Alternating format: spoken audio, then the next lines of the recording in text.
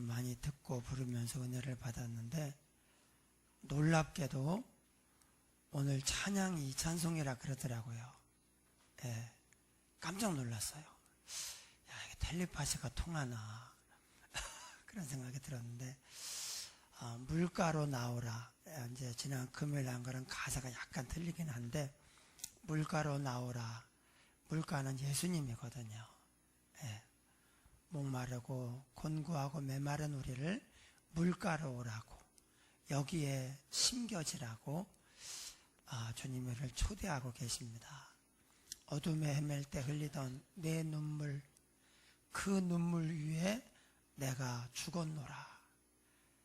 우리를 사랑하니까 우리가 잘 되기를 바라고 행복하게 살기를 바라고, 울고 있는 우리를 그냥 두고 볼 수가 없어서 내려오셔서 그 눈물 위에 내가 죽었노라.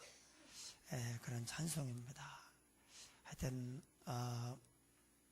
여호와는 나의 목자시니 내가 부족함이 없으리로다. 그가 나를 푸른 초장에 누이시며 쉴만한 물가로 인도하시는도다.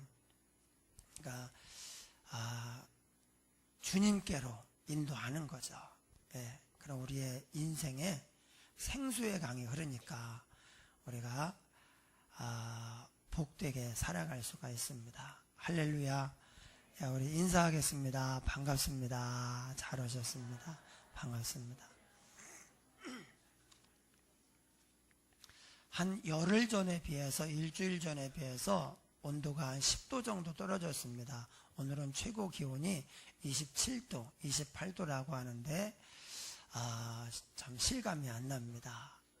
얼마 전만 해도 막 37도, 40도 막 이래가지고 죽겠더니 이제 온도가 떨어졌는데, 이걸 보면서 하나님의 그 능력에 대해서 다시 한번 생각을 해보게 됩니다. 우리가 건물의 온도 1, 2도만 낮추려고 해도 많은 에너지가 들어가고 시간이 걸립니다. 외부 온도를 낮춘다, 이건 우리 힘으로 참 어렵습니다. 그런데 하나님은 며칠 만에 외부 온도를 10도를 낮추시는 거예요. 그래서 우리가 그 무더위를 뚫고 나오니까 지금의 이 온도가 그냥 그런 데가 아니라 너무 좋네, 참 좋다, 살기 참 좋다, 이런 생각을 하게 됩니다. 우리 하나님이 함께 하시면 우리가 평생을 살아가면서 우리의 입에서 감사가 끊이지 아니하고 참 좋다, 행복하다, 그런 고백이 끊이지 않을 줄 믿습니다. 이스라엘이 그 뜨거운 광야를 지나가는데, 광야는 보통 40도, 50도, 햇볕이 없는 곳은요 그렇게 됩니다. 그런데 햇빛이 비치면 갑자기 기온이, 구름이, 햇빛이 가려워지면, 구름이 끼면 갑자기 온도가 뚝 떨어집니다. 그래서 하나님이 광야를 사는 이스라엘 백성, 하나님의 자녀들을 위해서 구름 기둥을 준비해. 그래서 시원하게 해주시고, 밤에는 또 추워요. 그러니까 불기둥을 준비해서 따뜻하게 해주시는 거예요. 여러분, 우리의 삶에도 우리 힘으로 사는 게 아니에요. 하나님이 구름 기둥을 준비해 주셔야 하고 불기둥을 준비해 주셔야 됩니다. 그러니까 지금 이렇게 무더운데 하나님이 지금 우리 눈에 보이진 않지만 구름 기둥을 준비해 주신 거죠. 또 우리의 삶에 불기둥을 준비해 주셔야 우리가 또 따뜻하게 그렇게 살아갈 수가 있습니다. 믿음이 뭐냐? 믿음은 이렇게 우리를 사랑하시고 이렇게 능력이 많으신 하나님과 함께 가는 거예요. 믿음은 연합입니다. 그래서 부부가 연합이거든요. 부부. 결혼하는 게 연합이에요. 그러면 하나님의 능력이, 하나님의 부유함과 그 지혜가 내 것이 되는 거예요. 또 이 믿음이라고 하는 것은 우리가 하나님의 자녀가 되는 것입니다. 이 자녀를 상속자라고 해요. 상속자. 양자는 양자인데 아버지 재산을 별로 못 물려받는 양자도 있을 수 있어요. 친아들이 있고 막 그러면, 그런데 우리는 하나님의 양자된 바 되었는데 하나님의 상속받을 기업이 된 거예요. 후사. 그분의 모든 것을 다 물려받는 그런 자녀가 바로 저와 여러분이 믿는 자입니다. 그래서 하나님이 그러시는 거예요. 내 것이 다 네 거다. 이것을 어떻게 사용할 수 있느냐? 믿음으로 우리가 사용할 수 있고 누릴 수 있습니다. 그래서 믿음이 그렇게 중요합니다. 지난주에 믿음으로 살면 사는 세계가 달라진다 그랬어요. 벌써 인생의 전반기, 후반기까지 지나고 이제 만약에 우리가 얼마 안 남았다면 인생의 중요한 시기를 다 지나고 나서 우리가 어떻게 새로운 세계를 삽니까? 어떻게 팔자를 고치고 어떻게 새로운 삶을 삽니까? 별로 없습니다. 그런 방법이 별로 없어요. 그런데 믿음으로 살면 우리의 생수의 강가 되시는 예수님께로 나아가서 물가로 나오라, 내 곁에 서라. 그러면 우리의 운명이 바뀌어요. 그런즉 누구든지 그리스도 안에 있으면 새로운 피조물이라. 이전 것은 지나갔으니 보라 새 것이 되었도다. 우리가 믿음으로 살면 새로운 세계를 살 수 있어요. 지난주에 우리가 믿음으로 살면 새로운 시작의 주역이 된다고 했습니다. 노아, 아브라함과 사라. 믿음으로 살았더니 새로운 인류의 조상이 되고 모든 믿는 자의 조상이 되었습니다. 믿음으로 살면 하나님이 그 믿음으로 사는 우리를 놀라운 시작, 복된 시작의 주역이 되게 하셔요. 그래서 노아를 통해서 우리가 복을 받은 것처럼, 아브라함과 사라를 통해서 우리가 영원한 생명을 얻은 것처럼 하나님께서 우리를 살리시고 우리를 통해서 우리 주위에 있는 사람들을 살리셔요. 안 믿으면 아무것도 없습니다. 나 혼자는 안 됩니다. 주님과 연합하지 않고 나 혼자 힘으로 못 삽니다. 내 앞가림도 힘듭니다. 그런데 믿음으로 살면 복된 시작의 주역이 되는 거예요. 하나님 우리를 사용하셔서 축복의 통로로, 생명의 전달자로, 사랑의 화신으로 삼으셔서 이 땅에 빛과 소금이 되게 하시고, 그래서 우리를 복된 시작의 주역으로 그렇게 사용하셔요. 그래서 히브리서 11장 믿음장에서 믿음의 사람들을 소개하면서 그들이 어떻게 살았는지 우리에게 본받으라고 말씀을 하셔요. 그러다가 오늘 본문에서는 조금 분위기가 바뀝니다. 믿음으로 산 사람들이 사실 수도 없이 많습니다. 성경에 나오는 사람만 해도 엄청납니다. 그래서 믿음으로 산 사람들 쭉 열거하면서 어떻게 살았고 어떤 일을 냈고 하나님이 어떻게 하셨다 이런 걸 열거해서 바쁠 텐데, 오늘은 갑자기 이제 아벨, 에녹, 노아, 아브라함, 사라 앞에 지금 5명을 얘기했거든요. 그러고 나서 이 사람들의 삶을 평가, 정리를 하고 넘어가는 거예요. 그래서 오늘은 다른 믿음의 사람의 이름이 나오지 않습니다. 앞에 믿음으로 살았던 사람들의 삶에 대해서, 믿음에 대해서 한번 정리를 하고 넘어가는 그런 과정이에요. 그래서 앞에서 믿음으로 살면 사는 세계가 달라진다. 운명이 바뀐다는 거예요. 팔자를 고친다는 거예요.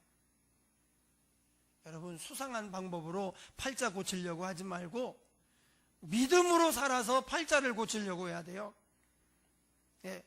또 믿음으로 살면 복된 시작의 주역이 된다. 나만 잘 되는 게 아니에요. 믿음으로 살면 나를 통해서 다른 사람들이 잘 되는 거예요.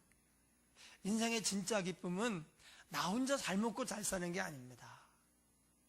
내가 이렇게 수고하고 섬겨서 다른 사람들까지 그렇게 맛있게 먹고 잘 되고 잘 사는 모습을 볼 때 사실 이게 최고의 기쁨이에요. 우리 그리스도인들은 하나님의 마음을 가지고 있기 때문에 더 그렇습니다. 그러면 믿음으로 살면 이렇게 되는데 믿음으로 사는 게 뭔가? 믿음으로 산다는 것이 도대체 어떻게 산다는 것인가? 오늘 본문이 바로 그것입니다. 간단히 이야기하면 믿음으로 사는 것은 이 세상에서 나그네처럼 사는 것을 말해요. 여행자처럼 우리가 여행을 가잖아요. 여행을 가서 사는 것과 여기서 사는 것은 좀 달라요.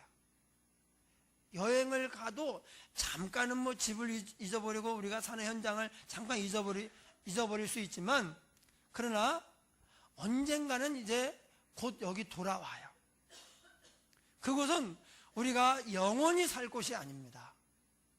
마치 외국인 노동자처럼 사는 거예요.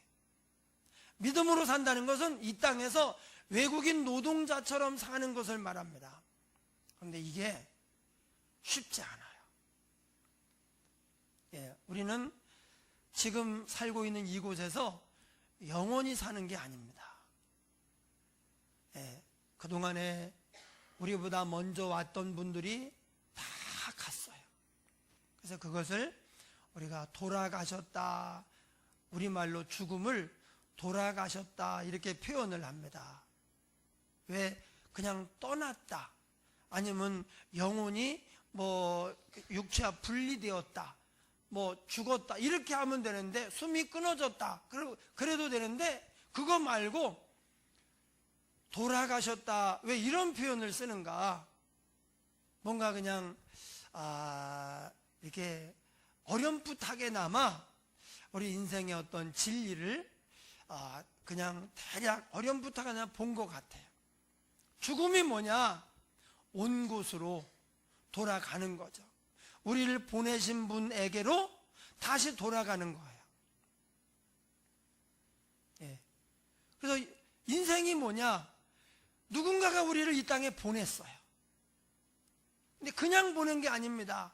그냥 살다 와라가 아니에요. 이 땅에 보내면서 여기서 주변에 이러이러한 사람들이 있을 텐데 이 사람들과 함께 이런 일을 해라, 우리에게 맡기신 심부름이 있어요. 그걸 우리가 사명이라고 말합니다. 그러니까 우리 모두에게는 사명이 있습니다.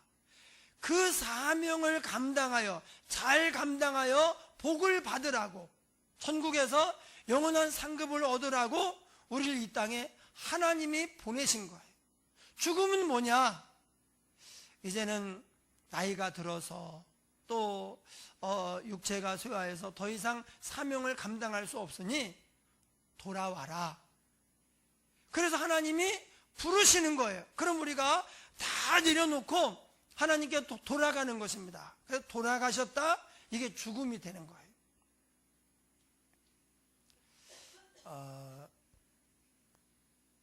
금요일 날 김정숙 집사님 신방을 하고 왔는데, 집사님이 다른 데는 아픈 데가 하나도 없어요. 뭐 밥도 잘 드시고 90이 넘으셨는데, 그런데 뼈가 이게 너무 푸석푸석해. 그냥 뼈가 너무 약해가지고 고목나무와 같이. 그래서 그냥 툭 하면 부러지고, 넘어지면 부러지고, 발을 계단 내리다가 힘 줘서 디디면 부러지고. 그러니까 너무 약하신 거예요. 그래서 벌써 올해만 해도 지금 3번째. 그래가지고 갔더니, 그래서 갈 때 그냥 누워서 꼼짝 못하고 계시나 그랬더니 식사를 하고 이걸 보행기 붙잡고 이렇게 왔다 갔다 하시더라고요. 그래서 괜찮냐 그랬더니 괜찮대요. 한 3개월 있으면 안 아프다고 그런다고. 그러면서 이제 또 이제 평소에 하시는 말씀이, 내가 너무 오래 살았다고, 뼈가 이렇게 해서 왜 이렇게 이렇게 닿기만 하면 부러지는지 모르겠다고.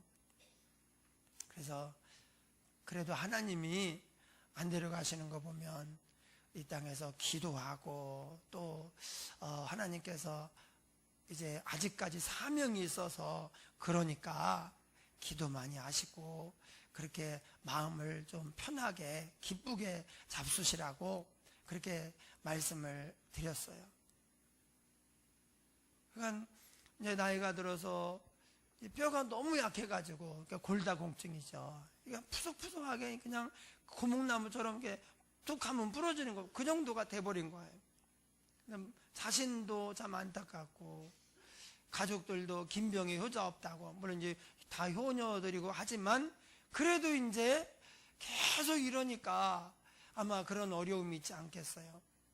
근데 우리가 나이가 들고 몸이 쇠약해지면 더 이상 이제 사명을 감당할 수 없게 돼요. 그럼 하나님이 고만하고 와라.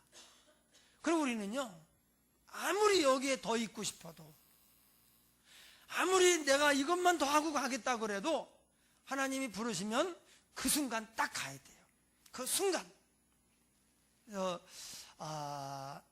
우리가 이 땅에서는 잠깐 여행을 와서, 출장을 와서 그 심부름, 사명을 감당하고 또 왔는데 이제 여행은 내가 돌아가는 거지만 인생 여행은 내가 돌아가는 게 아니라 부르면 가야 돼요.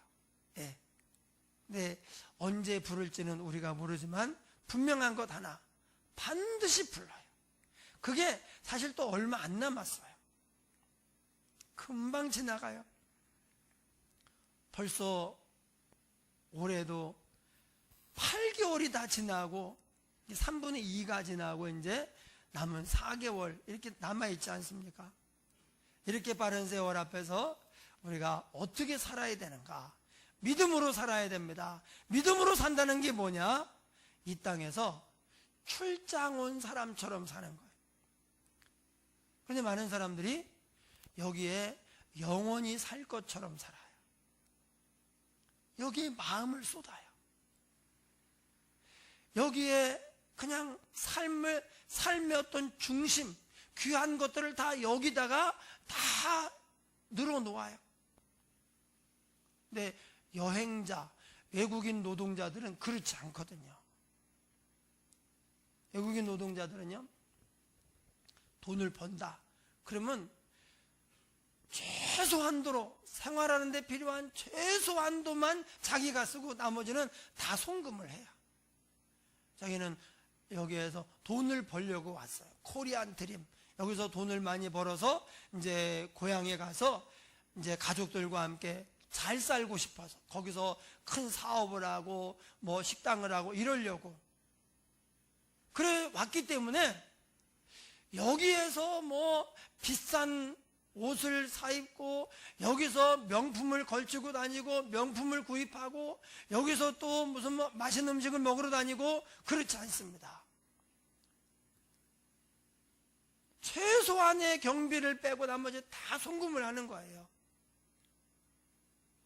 그렇게 하지 않으면 세월이 지난 다음에 언젠가 다 같이 돌아가야 되는데 그때 후회를 하게 되겠죠.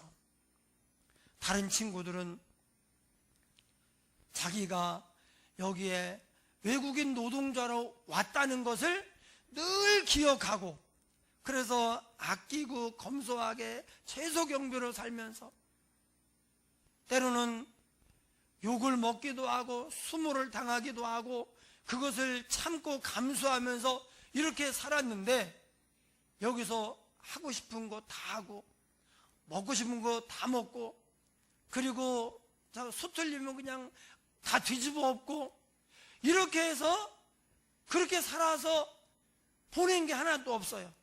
자기가 외국인 노동자로 왔다는 사실을 까먹었어요. 여러분 우리가 이 땅에서 나그네로 살고 있다, 여행자로 살고 있다는 것을 까먹는 것은 영적 침해입니다. 네. 내가 누군가를 까먹으면 안 돼요. 그래서 보니까 다 그 대한민국 국민들인데 자기만 외국인 노동자인 거예요. 그래서 그냥 같이 살았어요. 그랬더니 3년 후에 이제 저 고향으로 귀국해라. 그렇게 해서 갈 때 보니까 다른 친구들은 다 이만큼씩 쌓아놓고 보냈는데 자기는 아무것도 없는 거예요. 얼마나 후회하겠어요. 여러분, 어떤 나라는 우리나라하고 이제 환율이 틀려가지고 그 나라에서는 그 한 달 작년이 일해서 받는 월급이요 3만 원인 나라도 있어요. 근데 여기서 돈을 벌어가지고 최저경비 쓰고 100만 원을 보내잖아요. 그럼 그게 거의 3년치 월급이에요. 그래서 한 3년 5년 이렇게 일을 해서 꼬박꼬박 보냈어요. 그럼 거기서는요 그게 거금이 되는 거예요.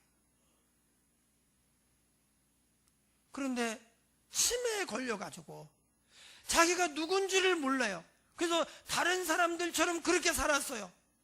그러면 귀국하는 날 또는 거기 가서 내가 어떻게 살았어야 했는데 그걸 생각하면서 땅을 치고 후회하게 되는 것입니다.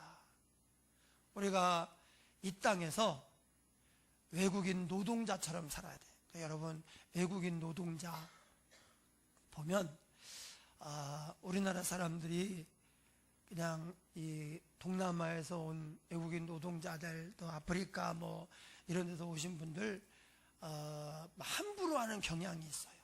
이게 그냥 그 서양에서 온 사람들, 외국인들은 아주 또 떠받들고, 그 다음에 또 이제 이쪽 가난한 나라 이런 데서 온 사람들은 그냥 함부로 하고, 근데 그러면 안 됩니다. 특히 우리 예수 믿는 사람들은 더욱이 그러면 안 돼요. 똑같은 인간이고 우리가 존중해줘야 돼요. 특히 서양에서 온 사람들은요, 그 나라에서 물론 이제 뭐 훌륭한 사람들도 오지만 안 그런 사람들이 많이 와요.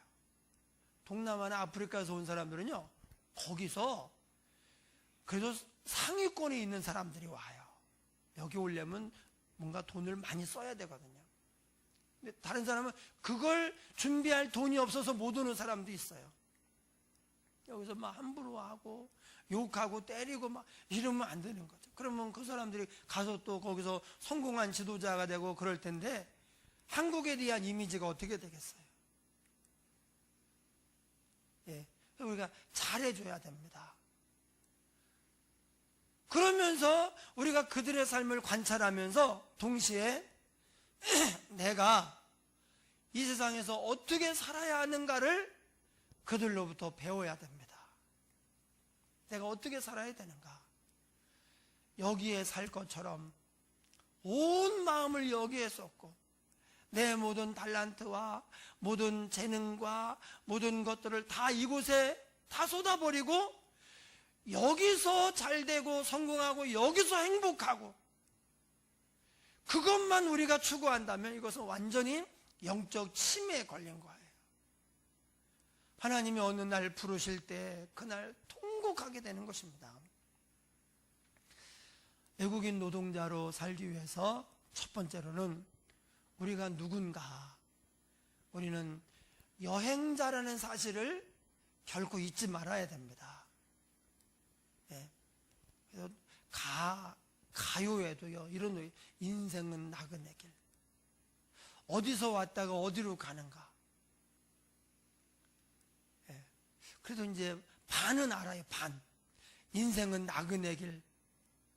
근데 이제 그 다음에 몰라. 어디서 왔다가 어디로 가는지는 몰라.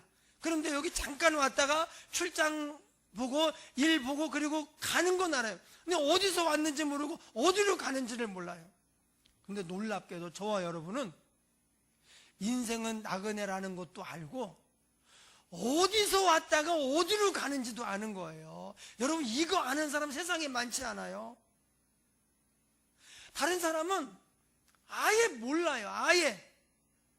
우리는 하나님이 알려줬어요. 내가 너를 보냈다. 살아가는 동안에 이런 걸 해라.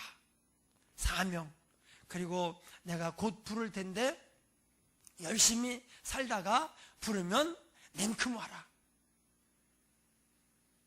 그런데 치매에 걸려가지고, 영적 치매에 걸려서 나그네인 것도 모르고 어디로 가는지도 모르고 어디서 온지도 모르고, 그러면 마지막 날 기쁘게 주님 부를 때 막 두 팔 벌리고 뛰어가서 주님 품에 푹 안겨야 되는데 땅을 치며 통곡을 하게 되는 거예요. 슬피 울며 이를 갈미 있으리라. 뒤에 보니까 이 땅에서 나그네로 산 사람들, 이 땅에 소망 두지 않고 영원한 본향 바라보면서 다른 사람들에게 인생은 나그네야, 나그네처럼 살아야 돼, 우리는 저기에 갈 거야, 그렇게 증거하며 산 사람들을 하나님이 부끄러워하지 아니하시고 자랑스러워한다는 거예요. 부끄러워하지 않는다. 이게 헬라어에서 부정은요, 그냥 부끄러워하지는 않는다 그런 뜻이 아니에요. 우리말로는 부끄럽지는 않구나 그럴 수 있는데, 그게 아니라 굉장히 자랑스러워 하신다 그런 의미예요. 그래서 자랑스러워, 이거보다 더 강한 표현이 부끄러워하지 않는다예요. 하나님이 이 땅에서 우리가 나그네임을 알고 심부름 보낸 그 사명을 감당하면서 여기에 마음 두지 않고 여기에 투자하지 않고 오직 천국의 소망을 가지고 살아간 우리를 그렇게 자랑스러워 하시는 거예요. 그리고 우리가 송금한 우리의 삶을 가지고 하나님이 뭘 하시느냐? 한 성을 예비하셨느니라. 예. 저기 오산에서 어디로 가다 보면은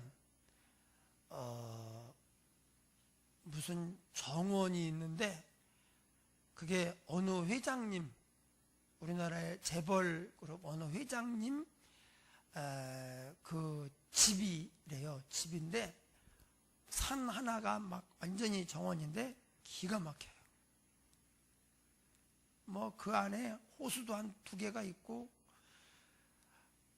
그리고 뭐 하여튼 곳곳마다 다른 나무들을 심고 집 있고 그냥 철통같이.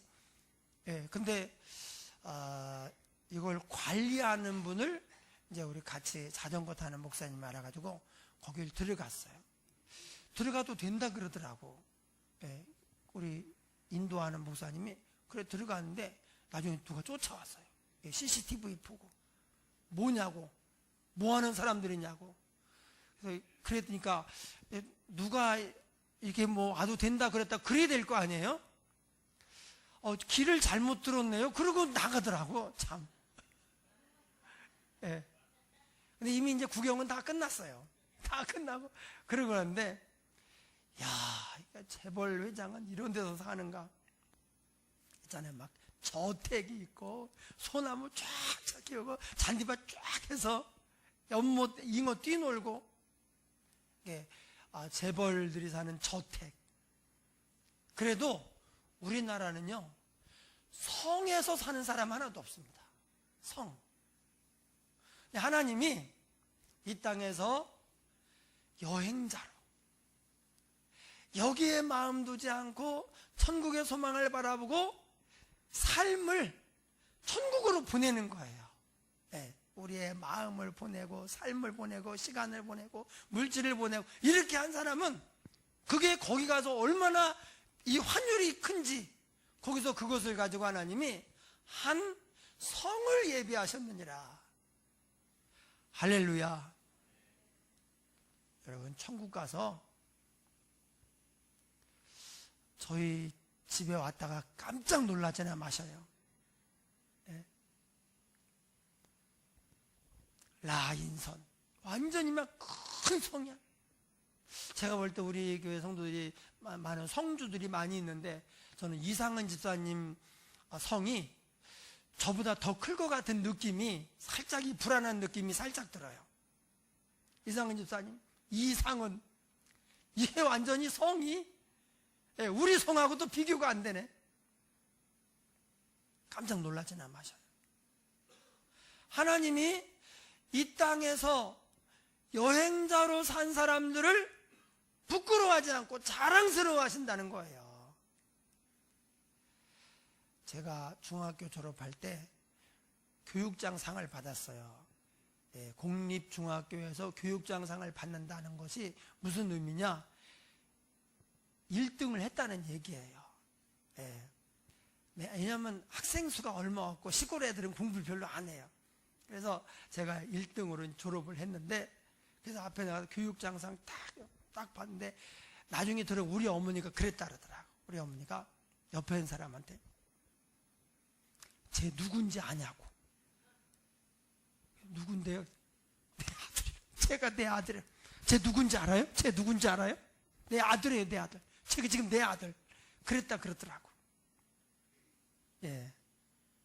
하나님이 우리가 이 땅에서 여행자로, 외국인 노동자처럼 그렇게 살아갈 때 그러시는 거예요. 쟤 누군지 아냐고. 내 아들이라고. 내 딸이라고. 만약에 우리가 여기서 영원히 살 것처럼 천국으로 마음을 들이지 않아, 삶을 들이지 않아, 그러면요 부끄러운 거예요. 어떻게 저렇게 어리석을까? 어떻게 저렇게 모를까? 영적 치매에 걸려가지고 자기가 누군지를 모르고, 왜냐하면 이 세상 사람들이 다 여기서 잘 되고 여기서 자리 잡고 여기서 성공하고 여기서 잘 사는 것만 다 추구하며 달려가거든요. 그러니까 우리는 여기에 여행자로 온 건데, 사실 다 여행자로 온 거지만 이 사람들은 아예 모르니까, 근데 그렇게 살아가는 모습을 보고 내가 그 중에서 더 잘 살아야지, 그 중에서 더 성공해야지, 그러고 똑같이 달려가요. 하나님 볼 때 너무 어리석고 미련한 거예요. 우리가 첫 번째로는 우리가 나그네 인생인 것을 분명하게 인식을 하고 살아야 됩니다. 두 번째로 나그네 인생은 어떻게 살아야 되느냐? 욕심을 버려야 됩니다. 세상 욕심. 여행하는 사람이 짐에 대한 욕심이 많잖아요. 그러면 어떤 짐들을 가지고 한 번쯤 쓸 수도 있어요. 한두 번쯤은 쓰겠죠. 그런데 그것 때문에 너무 무겁고 거추장스러워요. 힘들어요. 이거 짐 관리하고 정리하고 풀었다, 또 묶었다, 이거 하다가 볼일 못 보는 거예요. 지금 볼 일이 있는데 짐 싸고 짐 풀고 정리하고 이거 하다가 볼 일을 못 보는 거예요. 여러분, 짐이라고 하는 것은 가만히 있어도 막 저절로 늘어나요. 저절로. 그래서 살아가면서 욕심을 부리지 말아야 돼요. 그래서 뭐라고 말합니까? 이 세상이나 세상에 있는 것들을 사랑하지 말라. 이 세상에 있는 것은 다 아버지께로 온 것이 아니요, 이 세상에 있는 것은 육신의 정욕과 안목의 정욕과 이생의 자랑이니 다 아버지께로 온 것이 아니라 세상으로부터 쫓아온 것이라. 육신의 정욕, 안목의 정욕, 이생의 자랑. 그러니까 육신의 정욕이죠. 안목의 정욕, 소유욕입니다. 이생의 자랑, 명예, 교만, 이런 것입니다. 이런 것을 목표로 살지는 말라, 그거예요. 천국의 영광, 상급을 목표로 살아야지 이 땅에서의 행복, 금방 없어지는 것들. 이사야서에 그랬잖아요. 인생은 풀과 같고 인생의 즐거움은 풀의 꽃과 같다. 금방 지나가거든요. 근데 그런 것을 위해 살지 말고 영원히 없어지지 않는, 영원히 변하지 않는 천국의 영광, 천국의 상급, 하나님의 뜻을 위해서 살라는 거예요. 그래서 욕심 버려야 돼요. 제가 20여 년 전에 터키 또 이집트 쪽으로 성지순례를 하는데 그때 3주를 갔어요. 하는데 같이 간 목사님, 사모님 부부가 이렇게 짐을 싸왔는데 짐이 4개예요. 캐리어가 큰 거 2개, 조그만 거 2개, 짐이 4개인데, 근데 이제 보통은 그냥 큰 거 하나, 뭐 큰 거 2개, 아니면 큰 거 하나, 작은 거 2개, 뭐 이런 식으로 해서 그렇게 짐이 많지 않은데, 이 집은 캐리어 큰 거 2개, 그 다음에 조그만 것도 커요. 조그만 거 2개, 이래가지고 4개를 들고, 거기다가 또 매는 것까지 해서 하여튼 많이 들고 왔어요. 이 큰 짐의 2개 거의 대부분이 반찬이에요. 3주 여행할 건데 이분들은 3개월 하려고 왔나? 아껴 먹으면 3년은 먹겠더라고. 조금 과장해서. 근데 얼마나 불편하냐면요, 그것들 이제 어디 가면 이제 싸가지고 이번에 못 먹을까 해서 그거 챙겨서 나와야 되죠. 여기는 다 못 먹어가지고 밥 먹을 때마다 그걸 돌려주는 거야. 이제 밥 먹을 때마다 돌려주고, 그래도 못 먹어요. 나중에 가이드만 좋은 일 하고 왔어요. 가이드는 다 주고 왔어요. 짐은 없으면 조금 불편합니다. 그런데 그 불편을 감수하면, 여행이니까 조금 불편하면 어때? 그러면 몸이 가벼워지는 거예요. 여러분, 욕심 부리고 삶을 무겁게 하면 사는 게 힘들어요. 가볍게 해야 됩니다. 여행을 많이 다닌 사람들은 간단한 이런 거 하나, 간단한 이제 뭐 여행 가방 작은 거 하나 딱 가지고 다니든지, 아니면 그것도 아니고 그냥 간단한 가방 하나 들고 다니더라고. 여행 많이 한 사람, 속옷 한 두벌 끝이더라고. 그냥 막 우리 같은 경우는 막 티만 5개, 바지 5개, 속옷 막 10벌. 2주 가면 또 막 그런다고요.